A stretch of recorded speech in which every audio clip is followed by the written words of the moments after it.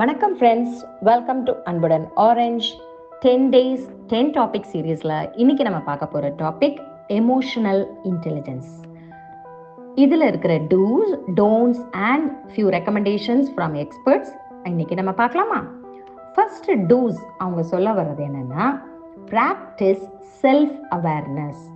Self அவேர்னஸ்னா தன்னை தானே புரிந்து கொள்வது, அறிதல், புரிதல், தன்னை பற்றின புரிதல் நாம ப்ராக்டிஸ் பண்ணணும் அப்படிங்கிறாங்க. செகண்ட், ஷோ எம்பத்தி, அடுத்தவர்கள் மீது அனுதாபப்படுங்கள், அவங்களோட ஃபீலிங்ஸை நாம புரிந்து கொண்டு அனுதாபப்படணும் அப்படின்ட்டு.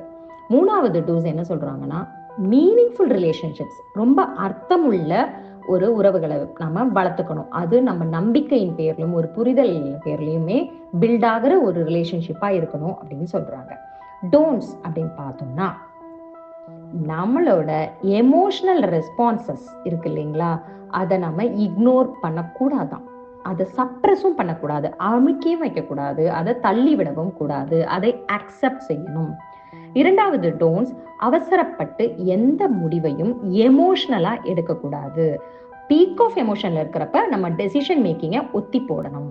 மூன்றாவது டோன்ட்ஸ், அடுத்தவர்களுக்கு நம்மளோட செயல்களின் விளைவு எந்த அளவு பாதிப்பு ஏற்படுத்தும் எமோஷனலா அப்படின்றத நாம மறுக்கக்கூடாது, மறக்கக்கூடாது, தவிர்க்கக்கூடாது. அப்புறம் புக் ரெக்கமெண்டேஷன்ஸ். எமோஷனல் இன்டெலிஜென்ஸ் அப்படின்னு எடுத்துக்கிட்டாலே நிறைய பேருக்கு நினைவு வரும் வார்த்தை டேனியல் கோல்மன்.